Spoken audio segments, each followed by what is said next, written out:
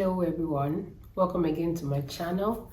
I hope that you're doing well. I hope that you are keeping faith, trusting in the Lord while we wait for the manifestation of his promises. Faithful is he that has promised, and he would surely bring it to pass. So I hope that you're finding joy, and I hope that you are doing very well.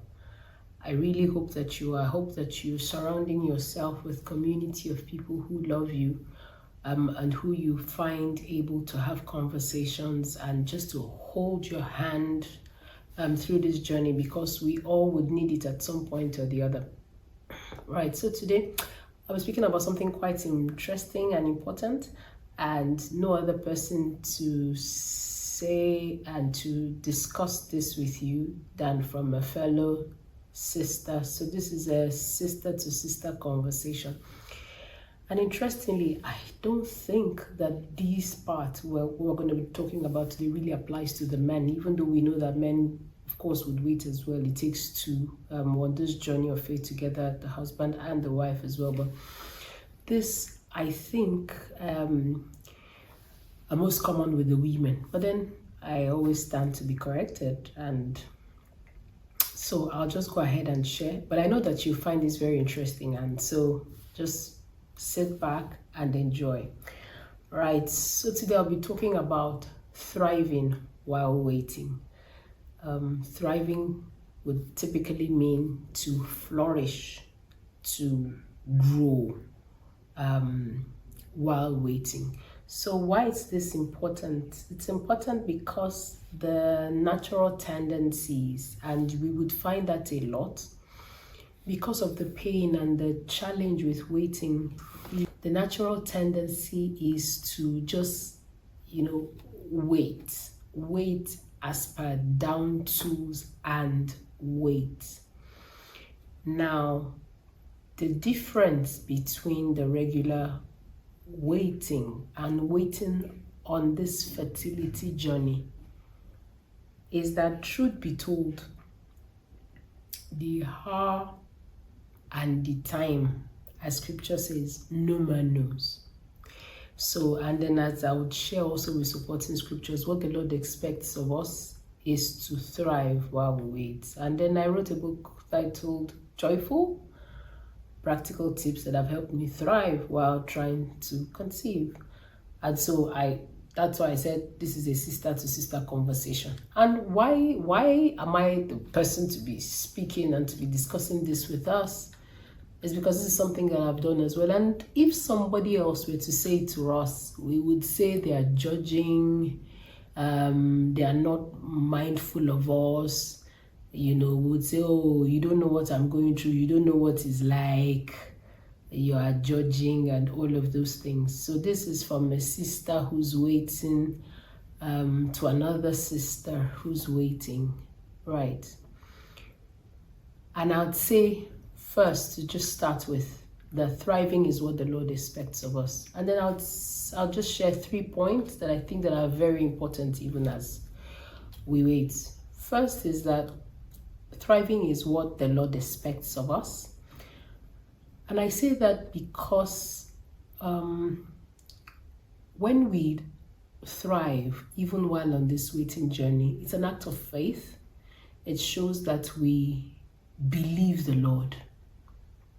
So if you were to say to your child, I will get this, or I'm just going to give this to you in a few minutes, just hold on. You wouldn't typically just expect that child, unless it was something that waiting was important, you'd expect that child believes you and goes ahead with the regular activities, while of course still mindful of the fact that you are going to give that which you've promised to give, right? You don't expect that child to be following you, like we'll say, up and down, and then because you may even snap and say, shouldn't have said I'm going to give this to you, stop waiting on me like that. Or we may even say to the child, oh, you're putting pressure on me, don't put pressure on me. That's typically how that the Lord expects us to wait. The Lord is giving us his word, and faithful is he that has promised. So when we thrive while we wait, it shows that we believe the Lord. He has said that he will do what he has said he would, And so thriving just means that we believe him enough that he will do what he said we would do. Because one of the challenges why we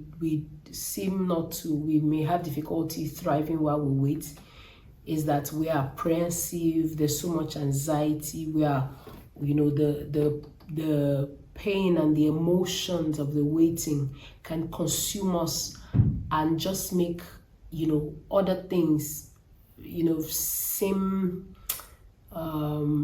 like a shadow while the waiting is then in front of us. And I'll, put a bit of perspective to this. I mean, for somebody who's had failed procedures, and no, I don't say that in a way that's bragging rights. I just say that in a way so that you can relate. I understand how that, between one process or the other, between one period or the other, or even if your periods are not regular, between one and when you are hoping that the period, you're waiting and you're hoping, is it a period, is it a baby, and all of those emotions between that and the other. I totally understand that.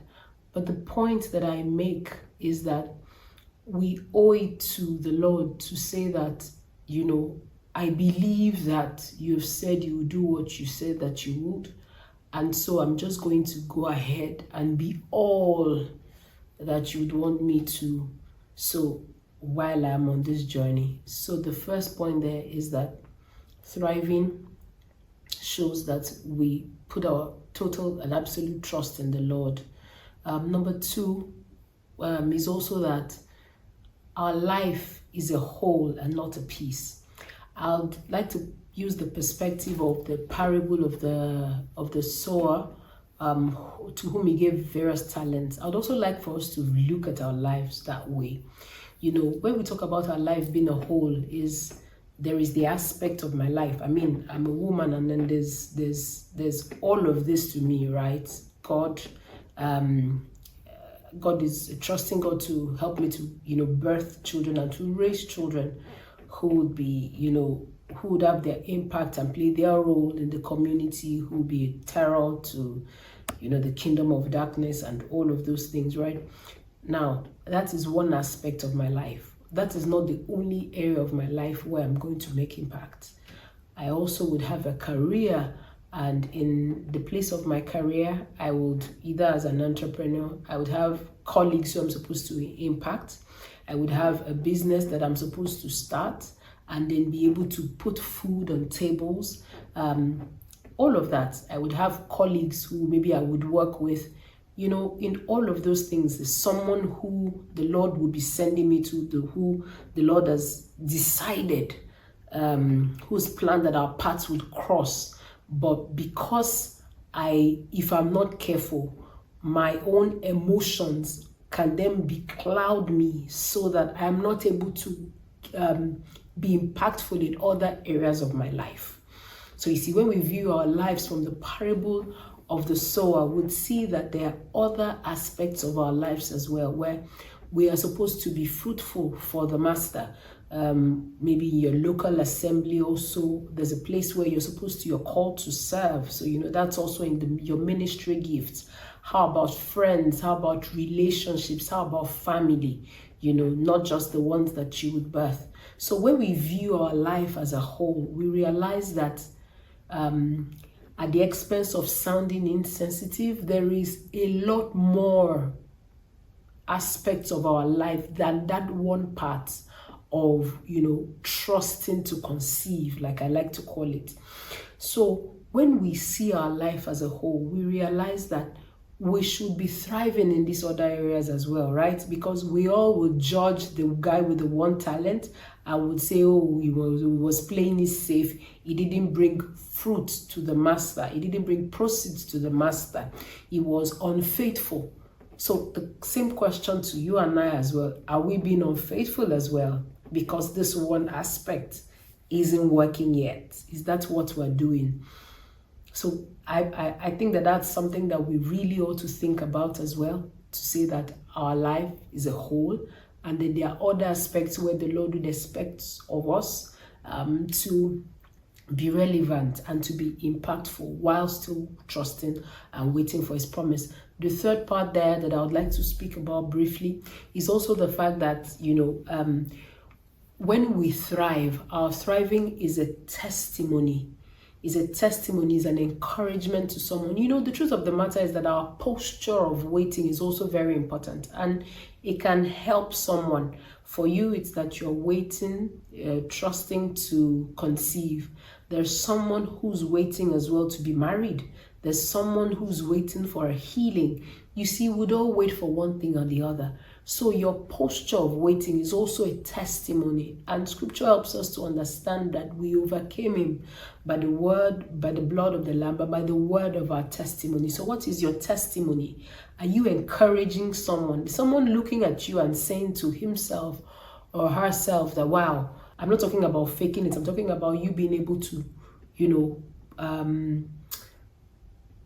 trust God enough to put your all into the other aspects of your lives, that there are fruits and then there are results here and then. So your posture of waiting is also an encouragement to someone. So how then are you waiting? And maybe just to then close with this final thought, and to say, I've turned my camera on and I am, saying this to you while on this same journey of faith with you as well. Also, trusting to conceive as well. And so I wouldn't have been able to encourage you if I was too busy in my pain, in my emotion. I wouldn't be able to come to you and to bring you this encouragement, which I believe that you would find from this video. So that's another thought for you. Is that something else? I'm not asking that you turn your camera on and do this, but are you then thriving in the other areas, the other places where the Lord has put you? Are you able to, view your life as a whole and then say that, while I wait for this aspect, I'm going to turn, I'm going to be fruitful in the other areas of my life as well, bringing glory to the Father like he would expect me to. So the question again is, are you thriving while you're waiting? It's the Master's will and his desire that we thrive and be all that he has called us to be, even while we wait. So I hope that that's blessed you. Until I come again your way again next time, keep thriving, keep winning. God's got you. There will be an end to this, and it won't always be like this. This is word, this is promise, and faithful is he that has promised. All right, take care. Ciao, ciao. Bye.